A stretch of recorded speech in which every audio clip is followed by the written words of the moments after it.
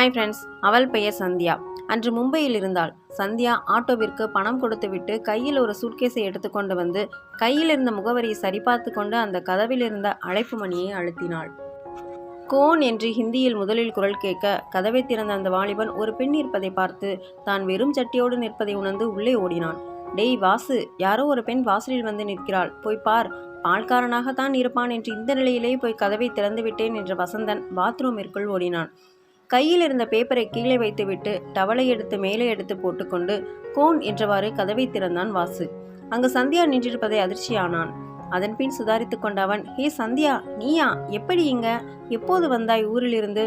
வா வா என்று அறைக்குள் கூட்டி சென்றான் வாசு.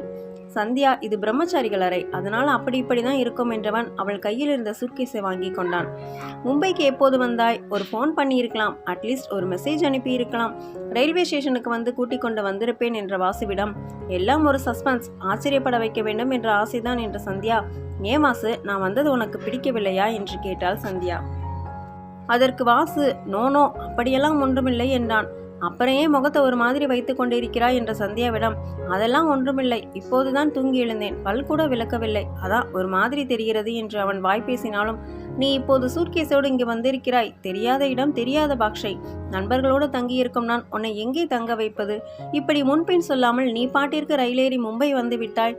நான் என்ன செய்வதென்றுதான் புரியவில்லை என மனதிற்குள் கொஞ்சம் எரிச்சல் பட்டு கொண்டான் வாசு. அப்போது பாத்ரூமிலிருந்து லுங்கியும் சட்டையும் போட்டுக்கொண்டு வெளியே வந்த வசந்தனை, இது என் அரை நண்பன் வசந்த், இன்னும் 2 பேர் தங்கியிருக்கிறார்கள், சீக்கிரமா அலுவலகத்திற்கு கிளம்பி விட்டார்கள். வசந்த், இது சந்தியா, யாருன்னு என்று அவள் முடிப்பதற்குள் எனக்கு தெரியும். வணக்கம் சிஸ்டர், பேசிக்கொண்டிருங்கள், டீ வாங்கி கொண்டு வருகிறேன் என்று சொல்லிவிட்டு கிளம்பினான் வசந்தன். இங்கே சமைப்பதெல்லாம் கிடையாதா என்று கேட்டாள் சந்தியா.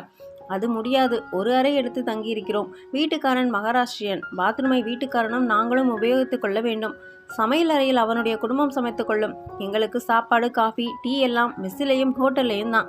சந்தியா, என்ன திருதுப்பென்று வந்து விட்டாய், வீட்டிலே சொல்லிவிட்டு தானே வந்தாய் என்ற வாசுவின் கேள்விக்கு, வீணாக மனதை அலட்டி கொள்ளாத வாசு, நான் எங்கள் சித்தப்பா கூட பான்ரூப்பில் ஒரு செமினார் ப்ரோக்ராமிற்கு வந்தேன், மும்பைக்கு போகிறோமே, அப்படியே வாசுவையும் பார்க்கலாமே என்று உன் தங்கையிடம் சொன்னேன், உன்னுடைய துணிமணிகளை கொண்டு தர சொன்னால், அதான் சுட்கேஸை தூக்கி கொண்டு வந்தேன் என்றாள் சந்தியா. சந்தியாவும் வாசுவும் ஒரே ஊரை சேர்ந்தவர்கள், பள்ளியில் இருந்து ஒன்றாக படித்தவர்கள், அதோடு வாசுவின் தங்கைக்கு தோழியும் கூட. அதனால் வாசுவும் சந்தியாவும் அடிக்கடி சந்திக்க வாய்ப்பு அமைந்தது.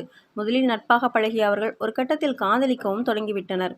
இது எல்லாமே வாசுவின் தங்கைக்கும் தெரியும். இது பல வருட காதல். பொருளாதார ரீதியாக மற்றும் உறவுகள் ரீதியாக சில பிரச்சனைகள் வாசுவுக்கு இருந்தது. இந்த நிலையில்தான் சந்தியா இங்கே வந்திருக்கிறாள். அதனால் வாசுவுக்கு மிகவும் சங்கடமாக இருந்தது. ஆனாலும் நீ அப்படி கிளம்பி வந்திருக்க மாட்டாய் என்று தெரியும். ஒருவேளை உங்கள் வீட்டில் ரொம்ப விரட்டியிருந்தால் என்ற பயம்தான் என்னை தொற்றிக்கொண்டது என்றான் வாசு. சரியான பயந்தாங்கொல்லி, உன்னை போய் காதலிச்சேன் பாரு, என்ன சொல்ல வேண்டும்? அது சரி, நீ சாப்பிடும் மெஸ், நீ டீ குடிக்கும் ஹோட்டல், நீ போகும் ரயில், நீ அமர்ந்திருக்கும் நாற்காலி, நீ போகும் அலுவலகம் எல்லாம் எனக்கு பார்க்க வேண்டும் என்று சந்தியாவிடம், எதற்கு என்று கேட்டான் வாசு. போடாங்க, எல்லா நினைவு சின்னங்கள், மடையா, நீ பாட்டிற்கு ஆபீஸ் நண்பர்கள் என்று எப்படியாவது நேரத்தை போக்கி விடுகிறாய். ஆனா நான் உண்மையிலே சில நேரம் ஏன் தான் காதலித்தோமோ என்ற கோபம் கூட வருகிறது. நான் உன்னை பற்றி நினைக்கும் போதெல்லாம் வெறுமனே உன் முகம் மட்டுமே தான் நினைவிற்கு வருகிறது. நீ இருக்கும் இடம், சாப்பிடும் இடம், வேலை செய்யும் அலுவலகம் எல்லாம் எனக்கு தெரிந்தால் இப்போது இங்கே இப்படி இதை செய்து கொண்டிருப்பாய் என்று நினைத்து கொள்வேன் என்று சொல்லிக் கொண்டிருக்கும் போதே வசந்த் டீ வாங்கி வந்தான். இருவருக்கும் கொடுத்துவிட்டு, வாசு, நான் ஆஃபீஸ் கிளம்ப வேண்டும் என்று சொல்லி, சரி நீ புறப்படு, நான் சந்தியாவிற்கு டிஃபன் வாங்கி கொடுத்து விட்டு வருகிறேன். சொல்லு சந்தியா, நீ இப்படி பேசக்கூடியவள் அல்ல, என்ன விஷயம் என்றான் வாசு. வாசு, நான் கொஞ்ச நாளைக்கு தலைமறைவாக இருக்கலாம் என்று நினைத்து கொண்டிருக்கிறேன் என்று அவள் சொன்னதும், என்னம்மா சொல்ற என்றான் வாசு. வாசு, எனக்கு உங்க நிலைமை புரியுது. உங்க தங்கைக்கு நீங்க திருமணம் செய்து வைக்கும் வரை நீங்கள் திருமணம் செய்து கொள்ள முடியாது. அதே சமயத்தில் என் தங்கைகளுக்காக நான் சீக்கிரம் திருமணம் செய்து கொள்ள வேண்டிய சூழ்நிலை. கொஞ்ச நாளைக்கு எங்காவது யாருக்கும் உனக்கும் கூட தெரியாத இடத்திற்கு போகப் போகிறேன். என்னை காணவில்லை என்ற உடனே உன்னைத்தான் துரத்துவார்கள். உனக்கும் தெரிய போவதில்லை. உன் தங்கைக்கு திருமணம் முடிந்துவிட்டது என்று தெரிந்ததும் கண்டிப்பாக திரும்பவும் வருகிறேன். அதற்கு முன்னால் முடிந்தால் என் தங்கைகளுக்கும் திருமணம் முடித்து விடட்டும் என்று சந்தியா சொன்னதும், என்ன சந்தியா இப்படி பேசுற, வேறு வழியே இல்லையா என்றவனிடம், என் பெற்றோர்கள், நம் சமூகம் கண்டிப்பாக நான் இருக்கும் வரைக்கும் என் தங்கைகளுக்கு திருமணத்தை அனுமதிக்கப் போவதில்லை. உன் தங்கை திருமணம் முடியும் வரை நீயும் நானும் திருமணம் செய்து கொள்ள முடியாத சூழ்நிலை என்றவரிடம், எனக்கென்னவோ இது சரியாக படவில்லை என்றான் வாசு. வேறு வழியில்லை பாசு, நான் மறைந்து போவதும் உனக்கு கண்டிப்பாக தெரிய வேண்டும் என்பதற்காகத்தான் உன்னிடம் வந்தேன். நான் டிஃபன் சாப்பிட வரவில்லை. நீ அறைக்கு திரும்பி போ, வருகிறேன் என்று சொல்லிவிட்டு எதிர்பட்ட ஆட்டோவில் ஏறி பாண்டூப் ஜாவ் என்றாள் ஹிந்தியில்.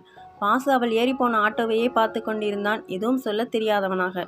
இப்படித்தான் உண்மையில் பல காதலர்கள் தவிக்கிறார்கள்.